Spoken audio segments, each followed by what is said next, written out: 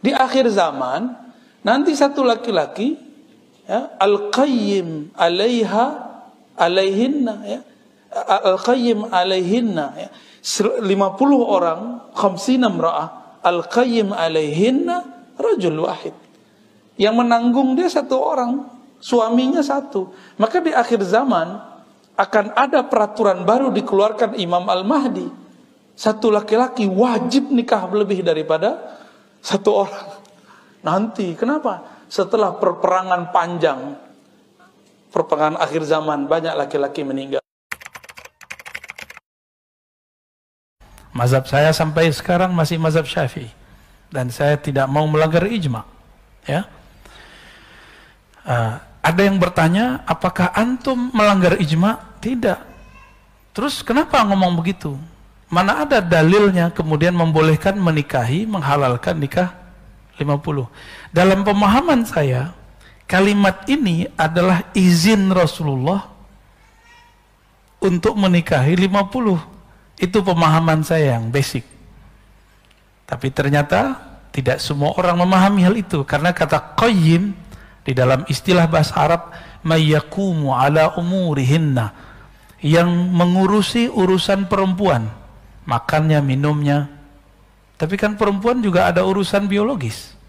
Supaya halal, maka saya memahaminya waktu itu di sini dihalalkan Allah. Dan inilah hadis yang menghalalkannya. Jadi bukan sekedar pemahaman bahwa nanti ada imam kemudian berijtihad membolehkan, enggak, tapi karena hadis ini. Tapi ternyata tidak semua orang berkenan. Bahkan Imam Ibnu Hajar Al-Asqalani mengatakan ini mustahil.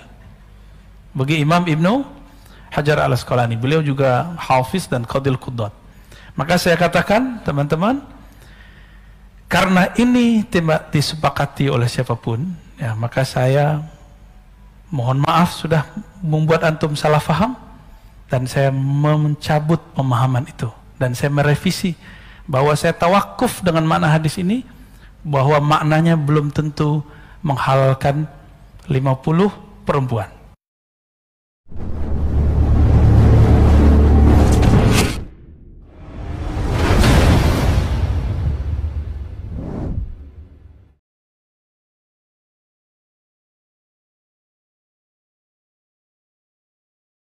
Pas.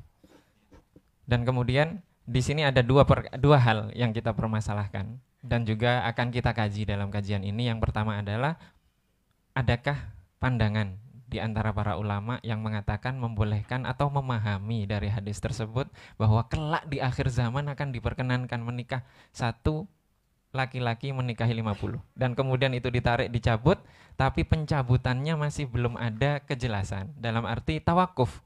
Tawakuf artinya ada kemungkinan terjadi itu. Ada kemungkinan terjadi. Apakah ada yang berpendapat demikian? Dan ini pastinya yang tahu adalah Sidi Ar-Razi sendiri, dan kita di sini hanya menafsirkan, dan saya tidak tahu sebagai moderator siapa yang akan mewakili Sidi Ar-Razi di sini untuk menjelaskan tentang hal-hal tersebut. Itu kan tentang hal yang kontroversial tadi. Mungkin Sidi Ali dapat menjelaskan. Oh, salah Sidi, maaf. Selanjutnya yaitu dari panelis pertama, yaitu dari sahabat-sahabat dari Ribat atau dari Majelis Silaturahim Asmaul Husna. Dipersilahkan Sidi. 10 menit mulai dari sekarang. Baik, terima kasih Ustaz Naka. Alhamdulillah wassalatu wassalamu ala Rasulillah wa ala alihi washabihi wa ala.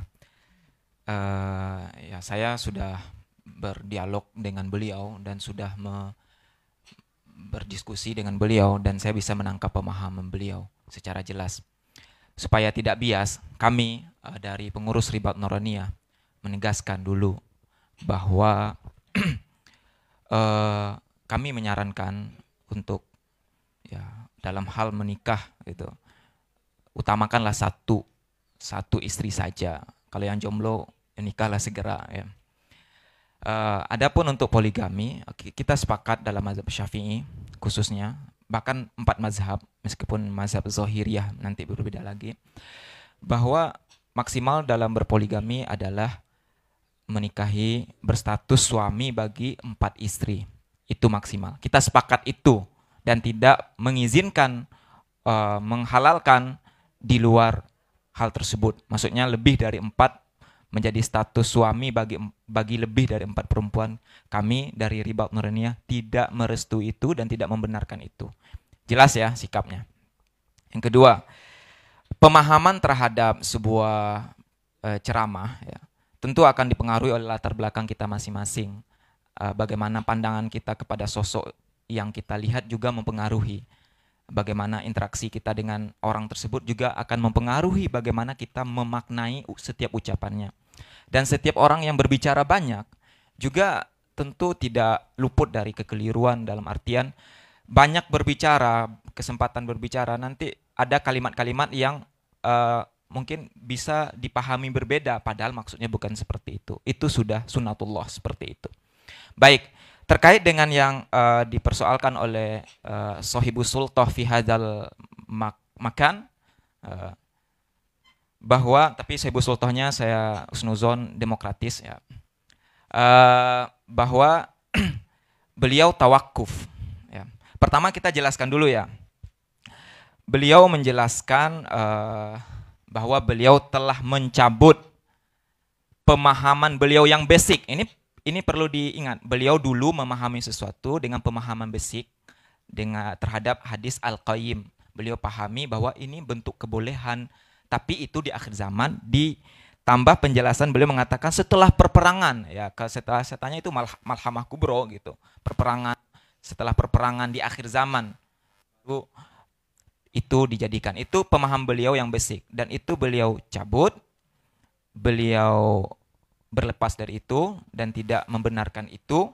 Beliau merevisi, ya bahasa beliau merevisi, mengaku salah dan meminta maaf. Terserah yang tadinya pemahaman keliru mau memaafkan atau tidak, itu terserah. Beliau meminta maaf. Sebagai penceramah meminta maaf di depan publik itu mungkin hal yang sulit dilakukan oleh banyak orang, tetapi alhamdulillah beliau mau melakukan itu, dan itu tidak pertama kali beliau melakukan hal seperti itu. Kemudian yang dipersoalkan pemahaman terhadap kata-kata beliau, saya tawakuf. Ya. Tadi sudah jelas posisi beliau bagaimana.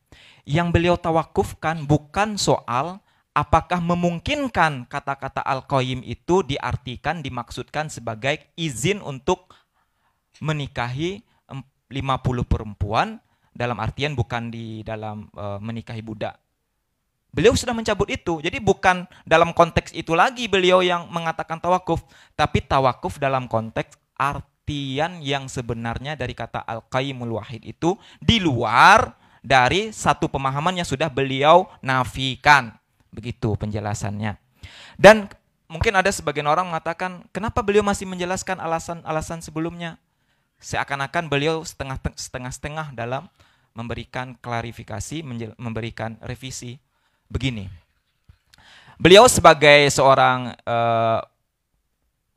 pengkaji, sebagai akademisi, sebagai orang akademik, tentu setiap pandangan beliau, baik kaul jadidnya maupun kaul qadimnya, itu haruslah kaul yang diucapkan, disampaikan statement berdasarkan kepada argumentasi-argumentasi, baik kaul jadid maupun kaul qadim. Maka beliau menjelaskan itu bentuk tanggung jawab beliau sebagai akademik, sebagai akademis, bahwa beliau punya kaul qadim, dan kaul qadim itu ada argumentasi yang beliau lakukan, yang beliau punya, sehingga beliau menyampaikan itu. Jadi itu hanya sebatas penjelasan bagaimana seorang akademis, meskipun kemudian meralat ucapannya, merevisi ucapannya, dia tetap kaul qadimnya itu berlandaskan kepada sebuah argumentasi, sekalipun argumentasi tersebut kemudian tidak dianggap tepat, dan beliau merevisi itu.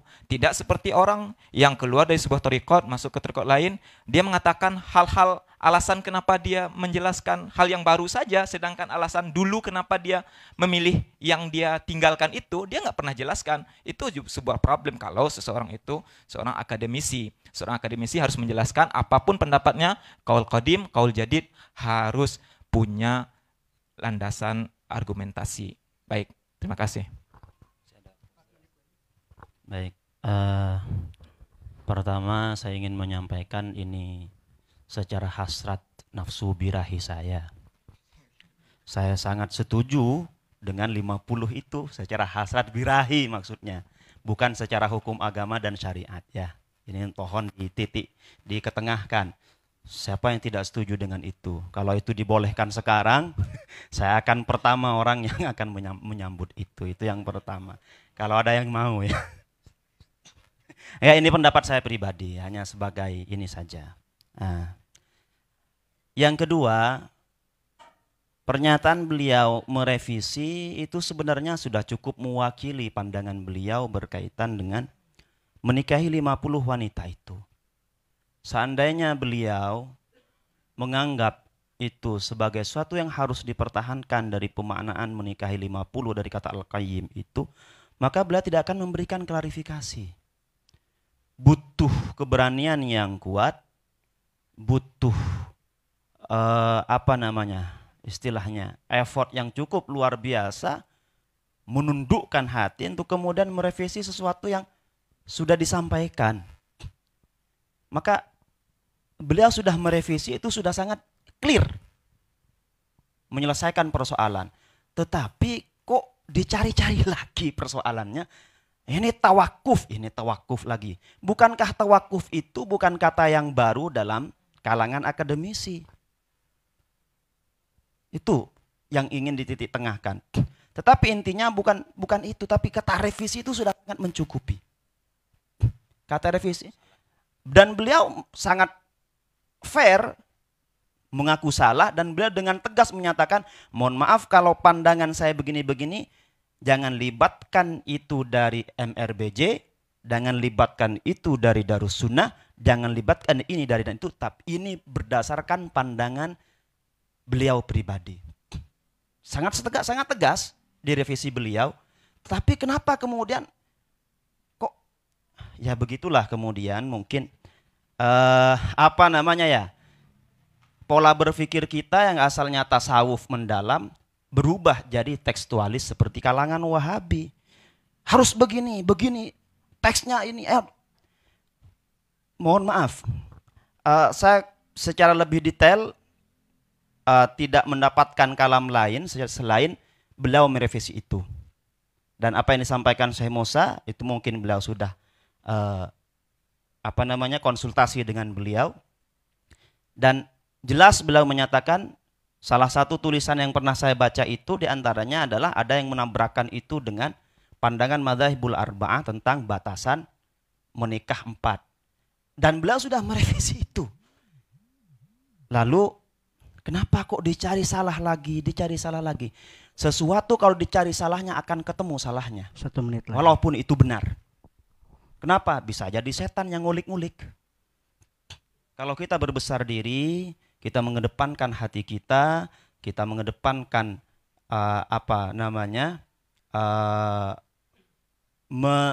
kita coba pahami apa yang dimaksud beliau, bukan untuk mendatangkan syariat baru, maka saya kira clear. Apalagi beliau sudah menyatakan, Imam Ibnu Hajar sudah sangat tegas.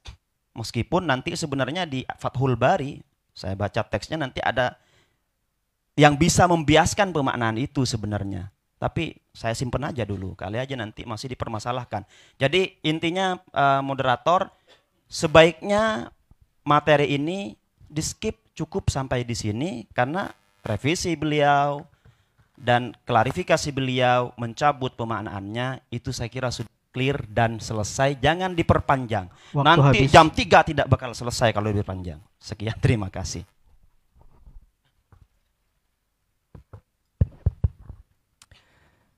Baik.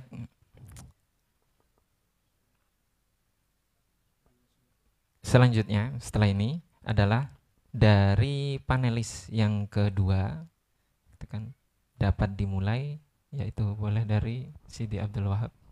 Oh, dari antum. Apa? Sudah cukup, langsung ke panelis 2. Dari beliau cukup. Tadi yang pertama Sudah cukup. Sudah, berarti sekarang Ribet yang kedua. Nuroniyah juga. Sudah dari sekarang yang kedua. langsung ke sini. Langsung kedua. Monggo silakan Sidi Abdul Wahab. 10 menit mulai dari sekarang. Baik, terima kasih waktunya. Begini, kita tahu bahwa menikah lebih dari 4 dalam ajaran Islam itu dilarang. Dan itu adalah ijma. Ya. Clear. Ijma. Dan ijma tidak boleh diotak-atik lagi. Karena pernyataan ijma itu disampaikan oleh Ibn Hazm dalam Maratibul Ijma, dinukil juga oleh Ibnul Qattan dalam Al-Iqna fi Masailil Ijma, dan barangkali di kitab-kitab lain juga ditegaskan. Bahkan di dalam salah satu kitab, yaitu kitabnya Syekh Abu Muhammad Ats-Tsalabi Al-Maliki, ya, yang berjudul Al-Ma'unah ala madhab alimil Madinah. Beliau menjelaskan bahwa kasus ini menikah lebih dari 4 itu wahadza kal ma'lumi daruratan min dinil ummah. Dan ini sudah semacam yang maklum minad din gitu kan, bidarurah. Yang tadi sempat di pertemuan pertama disepakati melanggar ini kufur, kata beliau, Ustadz Musa. Oke, jadi ini bukan masalah yang remeh ya, bukan masalah yang remeh, bukan hal yang kemudian bisa ini penafsiran saya begini dulu. Oke, baik, itu penafsiran yang dulu sudah diralat, sudah dicabut. Oke, yang asalnya menyatakan halal menikah lebih dari 50 diralat. Kemudian diralat bagaimana? Ralat itu kan revisi, atau ralat itu kan artinya mengubah pendapat sebelumnya ke pendapat yang baru. Tetapi perubahannya kemana? Nah, perubahan ini ada 2 macam. Ada berubah menjadi mengharamkan nikah lebih dari 4, ya, atau tidak berpendapat. Dan tidak berpendapat ini juga ralat dari sebelumnya. Saya awalnya berpendapat, sekarang saya tidak berpendapat. Itu juga ralat. Nah, tidak berpendapat ini dikenal dalam dunia diskusi sebagai istilah tawakuf. Jadi tawakuf jangan diartikan mengharamkan. Tidak ada istilah tawakuf kemudian berubah mengharamkan, itu tidak pernah saya dengar. Ya. Kecuali memang ada, silahkan ditunjukkan buktinya. Jadi seolah-olah ini pertanyaan ini dari Jatman ini mengada-ada. Tidak mengada-ada. Karena saya minta kalau bisa tolong diputar lagi videonya utuh sampai agak ke belakang, ya operator. Apakah ada kalimat pernyataan saya meralat, saya mengharamkan? Tidak ada pernyataan. Saya bukan karena literal ingin jadi seperti Wahabi, bukan. Tetapi memang tawakuf maknanya begitu. makna tawakuf dari dulu ya memang tidak berpendapat. Tidak berpendapat itu tawakuf. Artinya ini apa ya? Tidak berkomentar. No comment dalam hal yang disebutkan oleh seorang ulama sebagai kal ma'lum daruratan min dinil ummah. Bagaimana bisa? Lah, udurnya dalam hal seperti ini hanya untuk orang yang baru masuk Islam. Orang yang baru masuk Islam bisa, saya nggak tahu. No comment. Saya tawakuf, itu boleh. Tetapi untuk orang yang lama, orang awam tetapi lama bergaul dengan umat Islam, maka udur seperti ini tidak berlaku. Bagaimana dengan orang yang terdidik? Nah, ini kan masalahnya. Jadi kecuali teman-teman dari Ribat, Ustadz Musa dan yang lain bisa mendatangkan bahwa tawakuf yang dimaksud itu adalah mengharamkan misalkan. Tetapi ini adalah definisi yang baru dalam dunia diskusi ya. Jadi itu inti yang harus didatangkan ya. Karena apakah boleh seseorang tawakuf atau al-jahl, tidak tahu dalam hal yang sudah tersebar hukumnya, bahkan orang non muslim pun tahu begitu? Nah, itu tidak boleh, itu terlarang. Hal yang haram harus jelas dinyatakan secara sharih dengan kalimat haram, ini melanggar syariat, ini tidak boleh. Tidak boleh diganti dengan kalimat sebaiknya jangan begitu, atau saya tidak lagi berpendapat seperti itu. Itu kalimat-kalimat yang mengambang, yang mengundang interpretasi begitu. Oke lah, anggaplah satu sisi, anggaplah karena kita husnudzon, anggaplah maksudnya benar. Lagi-lagi apakah berarti yang salah tangkap itu salah. Wong memang lafadznya itu sebenarnya bermasalah. Lafadznya memang bermasalah. Sampai kapan kita harus ya itu lagi mentakwil lagi. Kalau salah ya salah saja, itu lebih bagus. Oke, jadi kalau memang ada kalimat yang menyatakan begitu haram ya bagus. Artinya betul-betul sudah direvisi. Dan satu lagi sebenarnya kapasitasnya bagaimana? Apakah teman-teman yang hadir di sini dalam rangka memang menyampaikan pendapat beliau berbeda. Sebenarnya karena saya yakin pendapat yang dikemukakan seperti di video tidak mungkin dikemukakan oleh jenengan-jenengan. Tidak mungkin akan keluar dari lisan jenengan. Saya yakin-yakinnya. Dan mungkin dari teman-teman ribat yang lain tidak akan ada yang mengatakan itu. Saya yakin. Cuman ketika beliau mengatakan itu,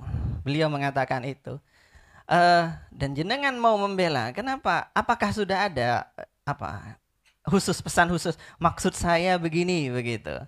Yang menyatakan begini sehingga bisa clear lagi. Karena kalau tidak, ya ini sekedar tafsiran. Jenengan menafsirkan sebuah pernyataan, saya menafsirkan sebuah pernyataan, mana tafsiran yang benar? Ya kita melihat dari hukum dhahir, istilah dhahir saya yang benar. Karena istilah yang dhahir ya begitu. Yang dipahami kebanyakan orang ya begitu. Jadi revisinya itu bukan revisi ke haram, tetapi revisi ke no comment gitu kan, ke abstain. Seolah-olah seolah-olah.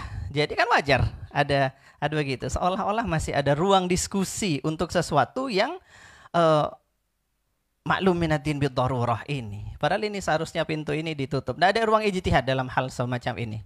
Dan tidak bisa ditoleransi adanya klaim ijtihad dalam hal semacam ini yang sudah sejelas ini. Begitu. Saya kira demikian. Masih ada waktu 2 menit 40 detik. Barangkali mau ditambahkan, silakan. Ya, terima kasih.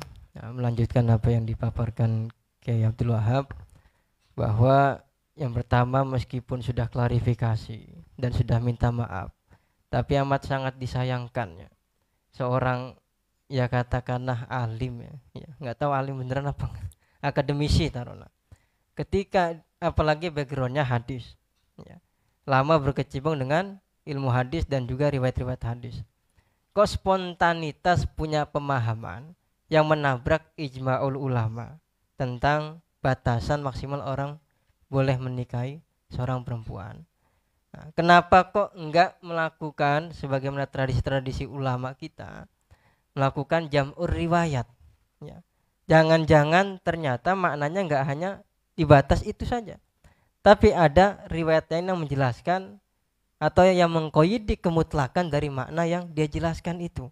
Itu kan penting ya. Perlu kita baca riwayatnya, ada riwayatnya ya. Nah, ada riwayat yang mentakyidi makna al-qayyim di situ ya.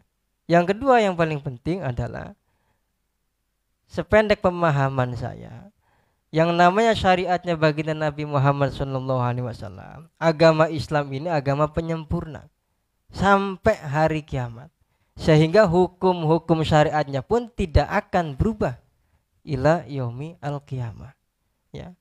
Sehingga tertutuplah penafsiran yang mengatakan yang jauh sekali dari penafsiran kaliber ulama-ulama yang pakarnya dalam Fathul Bari, dalam Faidul Kabir, dalam syarah-syarah hadis yang menjelaskan tentang poin itu. 1 menit lagi ya, itu jauh sekali dari pemahaman para aslafun sholih ya. Dan lagi-lagi tawakuf itu ya, sependek paham saya lagi, yang namanya orang tawakuf, ketika dia sudah punya pandangan, itu dia masih berupaya untuk mencari dalil lagi sehingga menemukan jawaban yang boleh jadi argumen dia menjadi kuat ya. Masyhur Imam Malik ketika ditanya 40 persoalan, dia jawab hanya beberapa, ditinggalkan semuanya tawakuf ya.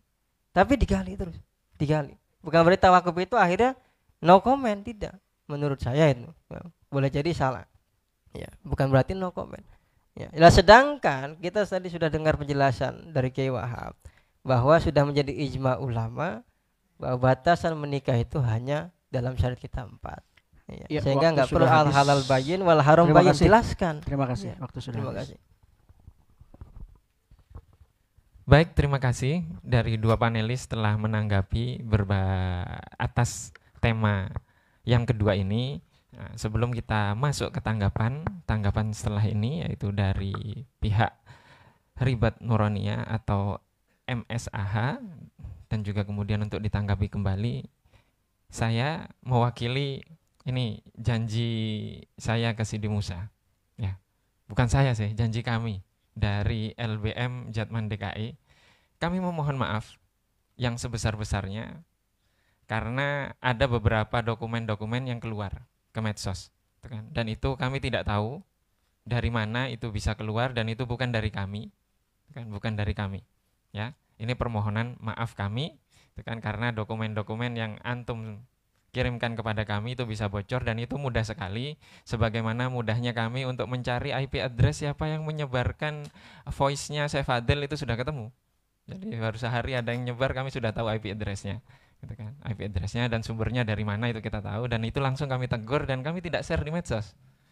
Teguran itu tidak kami share di medsos. Ya, demikian Siti Musa sudah ini ya kita. Dan yang lebih penting lagi, mobil nomor B2820 tolong dipindahkan. Ya, kalau enggak kami gusur ya. Baik, selanjutnya kita akan memasuki ke tanggapan, karena tadi di sesi yang pertama bersama Siti Izul itu dari Ribat Nuronia dan Majelis Silaturahim itu diberikan masing-masing 10 menit ya. Padahal di tor yang saya tulis itu 10 menit itu untuk berdua. Nah, itu. Itu. Ribat Nuronia doang? Apa? Ribat Nuronia di undangan ke kami, Ribat Nuronia. Enggak, di sini apa? Kan undangannya 2. Ya. Ya, nanti kita masuk ke technical itu lagi ya. Maksud saya ini yang kita tulis untuk pembagiannya. Maka sekarang saya kembalikan penanggap dari Majelis Silaturahim, mungkin Buya Asfi atau siapa. Setelah itu 10 menit, kemudian dilanjutkan nanti 10 menit selanjutnya. Jadi totalnya tetap 20 menit ya Siti. Apa? Oh iya, 5 menit. Khusus Buya Asfi 10 menit. Oh gitu. Ya, khusus Buya Asfi 10 menit dan Majelis Silaturahim. Dipersilahkan Siti. Baik, berarti cukup. Oh enggak, dipersilahkan. Baik, terima kasih. 5 menit mulai dari sekarang. Ustadz Aska, ya kami tegaskan ya, kami dua lembaga yang berbeda, berbadan hukum sendiri-sendiri, jadi jangan disamakan Ustadz Aska. Ustadz Aska mengirimkan undangan ke masing-masing, saya fokus kepada undangan saya. Baik, fokus. Tadi Ustadz Abdul Wahab Ahmad dari pertama kali di poin pertama, beliau meminta takwil tadi itu. Kalau perlu ditakwil, tapi ketika sekarang beliau membahas jangan takwil mempersalahkan takwil ya. Baik. Kalau tadi literal, kita juga kembali literal. Pertama kita tegaskan, pemahaman beliau basic itu, beliau sudah menegaskan sendiri, itu dalam konteks setelah malhamah kubro di akhir zaman, bukan di saat ini. Jadi pemahaman beliau yang sudah beliau revisi itu pun konteksnya beliau jelaskan sendiri untuk di akhir zaman banget, setelah malhamah, setelah perperangan dunia, pemerang besar gitu. Itu yang pertama Ustaz. Kemudian apakah tidak ada ketegasan dari beliau? Beliau sudah menegaskan, beliau tidak mau melanggar ijma. Beliau mazhabnya Syafi'i, beliau mengikuti mazhab Syafi'i. Mazhab Syafi'i mengatakan apa sih? Mengatakan bahwa nikah di lebih dari 4 orang itu tidak boleh. Ya sudah, beliau menegaskan itu, beliau mengikuti mazhab Syafi'i, beliau tidak mau melanggar ijma. Kemudian Ustadz Kiai Abdul Wahab Ahmad mengatakan kal ma'lum minad din. Jangan terjebak dengan kata-kata ka. Ka ini bukan minal ma'lum, tapi kal ma'lum. Jadi seperti tasbih musyababih itu tidak sama. Musyababih itu bisa disamakan gitu. Hanya ka. Dan Ustadz Wahab pasti tahu bahwa di luar mazhab yang 4 ada mazhab yang membolehkan lebih dari 4 menikahi 4 istri sampai 9. Ngakui nggak Ustadz? Ada mazhab itu.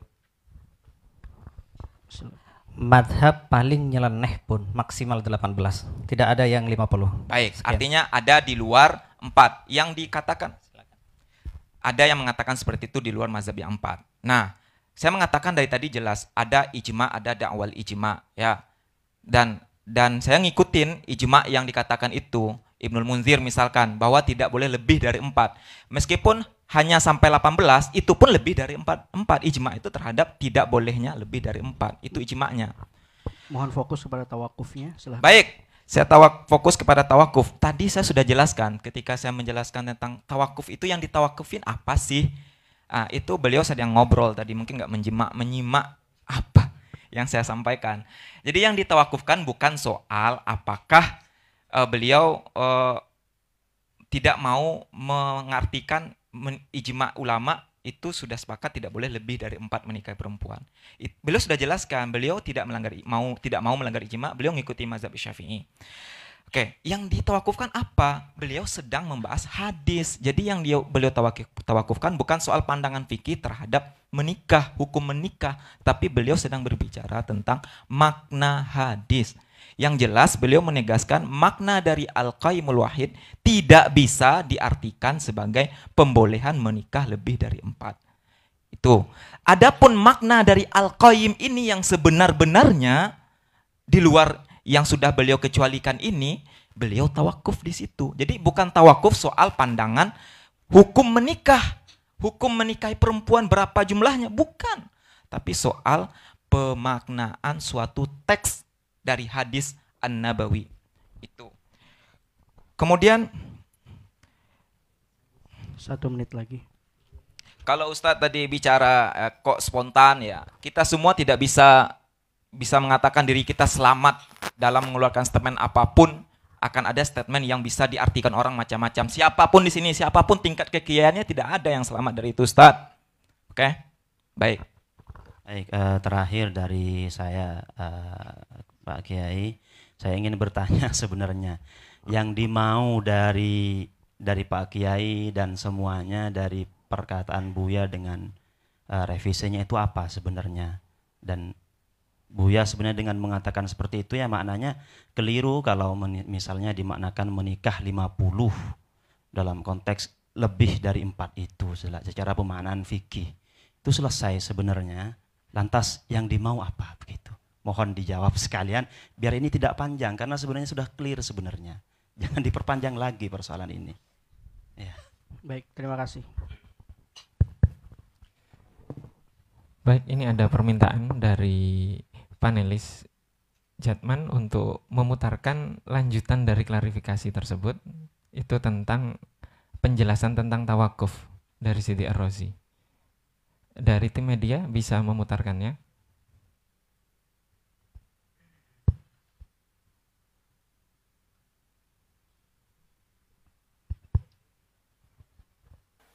Nanti ulama akan berbeda pendapat. Nanti lain lagi di hadis. Salah satu istilah-istilah itu nanti akan jadi perdebatan. Salah satunya yang pernah saya jelaskan di masjid ini, dan masjid ini tidak ada tanggung jawab terhadap yang saya jelaskan.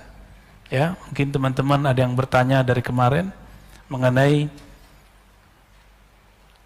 hadis akhir zaman min asyratis sa'ah, di antara ciri-ciri kiamat ay yaksural jahal, banyak kejahilan, zahir kefasikan, banyak kemudian hal-hal tidak senonoh, wa yaqillur rijal wa taksurun nisa. Jelaskan kembali ya, biar masjid ini tidak ada kaitannya dengan pemahaman ini.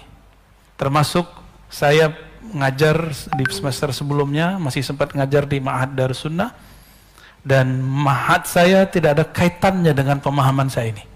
Jadi tolong nanti jangan disalah-salahkan pesantren saya, tempat saya ngajar, ya, tempat guru saya dulu mengajari saya. Masa perang, nanti kan setelah perang laki-laki banyak yang meninggal, maka 4 istri yang sah, selebihnya budak. Mungkin? Sangat mungkin itu terjadi kembali, karena perbudakan baru habis 100 tahun yang lalu. Ya. Di daerah Sulawesi dulu masih ada perbudakan 100 tahun yang lalu. Ya.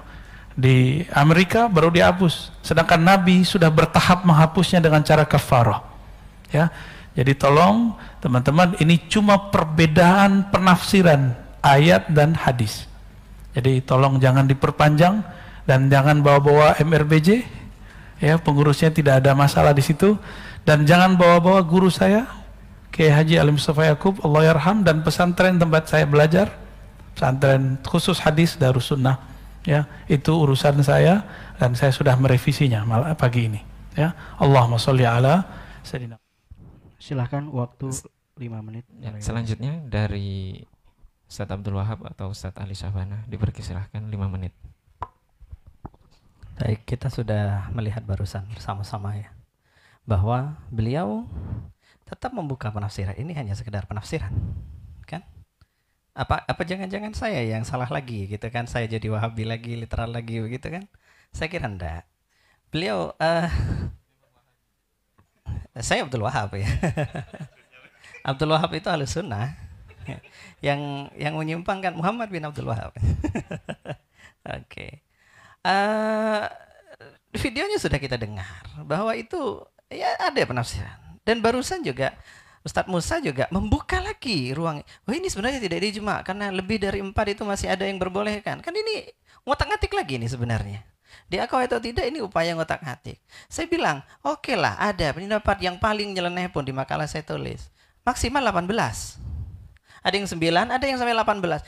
Dan tidak ada satupun di muka bumi ini siapapun itu, baik yang mujtahid, yang ulama biasa ataupun orang awam yang mengatakan boleh 50. Baru satu saya dengar. Alhamdulillah kalau direvisi, alhamdulillah kalau itu tidak boleh gitu kan. Tetapi yang saya pahami tidak ada kalimat tegas bahwa itu tidak boleh. Yang ada masih ya tolong inilah, ini penafsiran. Jangan ya oke. Kalau memang ini forum ini dinyatakan ingin menutup itu dalam arti atas nama Ustadz Ar-Razi mengatakan bahwa itu haram, pendapat yang sebelumnya salah, yang tidak tegas itu saya tegaskan di sini misalkan, maka clear. Kalau bisa begitu, ditegaskan. Karena mengaku sebagai madhab Syafi'i ya adalah satu hal, dan berpendapat sama dengan madhab Syafi'i adalah hal yang berbeda.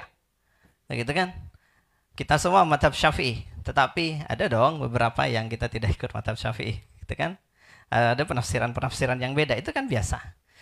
Jadi pernyataan kenapa saya tetap seperti di soal Jatman ini, karena saya tidak melihat ketegasan. Dan barusan setelah video diputar, Anda dengar semua sendiri bahwa itu masih ada ruang penafsiran. Apakah berhak ini ditafsirkan ulang? Saya bilang tidak. Apalagi jumlahnya sampai 50, gitu kan?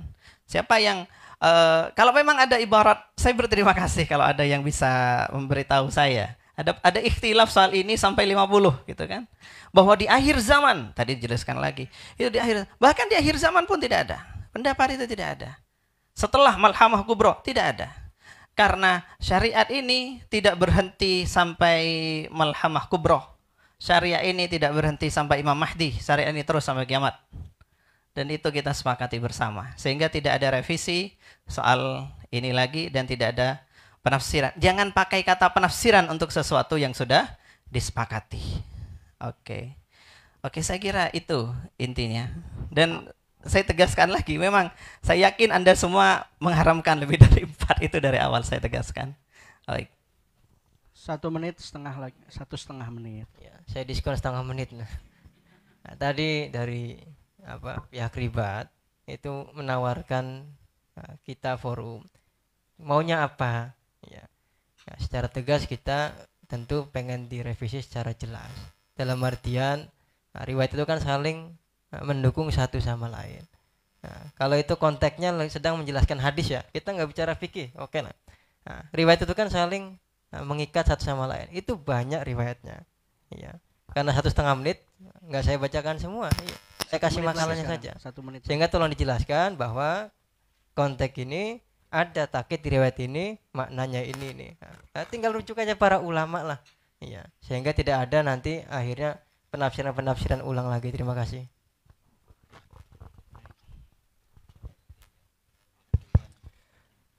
Baik, waktu dari si Siti Ali masih ada 40 detik lagi, dan sekarang sudah habis sebenarnya di timing di sini, maka saya memberikan bonus kepada sahabat-sahabat sekalian, baik dari Ribat atau dari MSAH, silahkan. Jadi harapan bonus-bonus seperti ini saya pengennya direkrut, diajak. Baik, 5 menit Ustaz.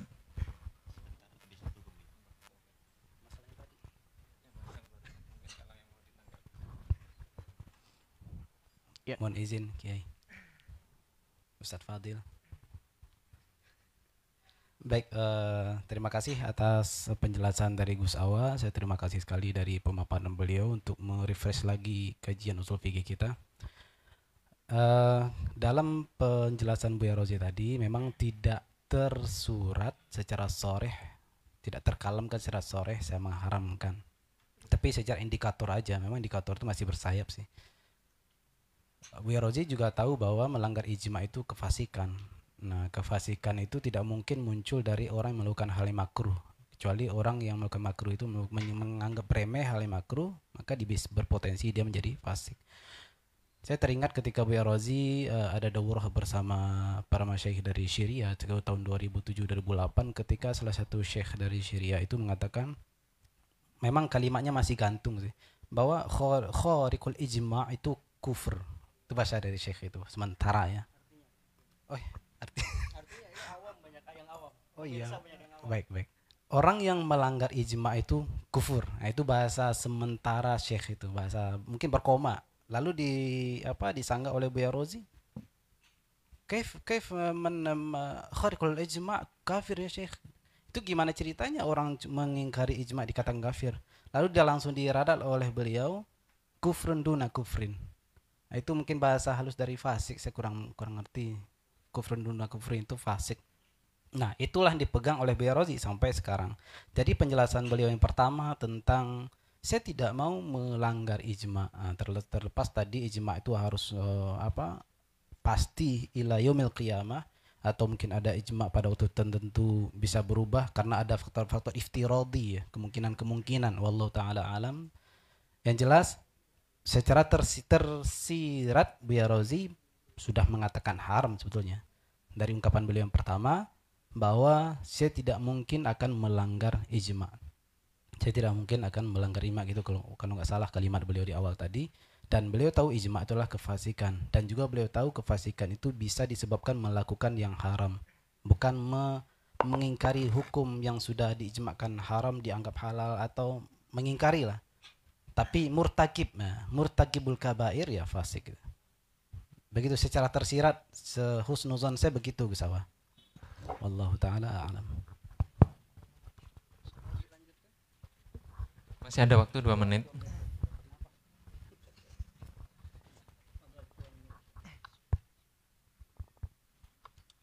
Mohon maaf, mohon izin Ustadz Ali ya. Jadi yang berat di kita ini saling menerima. Jadi beliau sudah mengklarifikasi versi kami. Itu adalah klarifikasi yang sudah final. Tapi versi antum itu klarifikasinya belum final dan antum menginginkan untuk klarifikasi lebih jelas lagi. Itu kan versi antum. Apakah harus mengikuti semuanya itu berdasarkan apa yang antum utarakan sehingga itu dikatakan clear dan fix? Kan tidak harus. Versi saya, versi orang lain. Bisa jadi antum bilang itu belum jelas dan belum clear, tapi versi orang lain. Jadi jangan mengutarakan keinginan pribadi untuk meminta beliau untuk mengklarifikasi sesuai keinginan antum. Gitu ya Ustaz ya. Ini permintaan dari saya. Boleh diterima, boleh dibuang. Mohon maaf Ustaz ya kalau ada salah kata, salah adab ya. Assalamualaikum. Waalaikumsalam. Baik. Dari tema yang kedua ini saya kira kita cukupkan sampai detik ini, dan saya baru merasakan ternyata duduk di antara para mujtahid itu sulit. Apalagi harus menyimpulkan. Gitu kan. Dan alhamdulillah kesimpulannya adalah semuanya kita sepakat untuk mengikuti 4 madhab dan tidak keluar dari 4 madhab. Gitu kan. Dan tidak mengambil hal-hal yang sesuatu yang nyeleneh tadi, apalagi keluar dari ijma. Dan terkait makna tawakuf mungkin nanti bisa Jabrian, Ustaz. Apakah ada makna tawakuf yang artinya haram atau dan sejenisnya, dan juga tentang takwil menakwil tadi, itu kan apakah butuh ditakwil atau tidak, itu saya kira saya nggak tahu. Yang duduk alhamdulillah tadi saya ucapkan sebagai mujtahid ya, bukan maksum. Kalau maksum memang harus ditakwil semuanya. Jadi itu kan, dan terkait makna hadis itu kan tentang al-qayyim, dan itu semuanya butuh kita tegaskan kembali, dan saya kira kita semuanya sudah dapat memahami bahwa duduknya kita di sini itu sebagai sama-sama bersaudara, sesama muslim, dan semoga kelak kita bisa duduk seperti ini bersama Rasulullah Shallallahu Alaihi Wasallam. Ini saja, dan kita akan lanjut karena tugas saya 2 tema, dan tema yang selanjutnya yaitu tema yang ketiga adalah makna kalimat tauhid, di mana dari makna kalimat tauhid ini, oh ya, saya diingatkan ada tanggapan karena kita di sini meskipun saya sebagai pemimpin di sini tetap ada senior, karena tanpa senior tersebut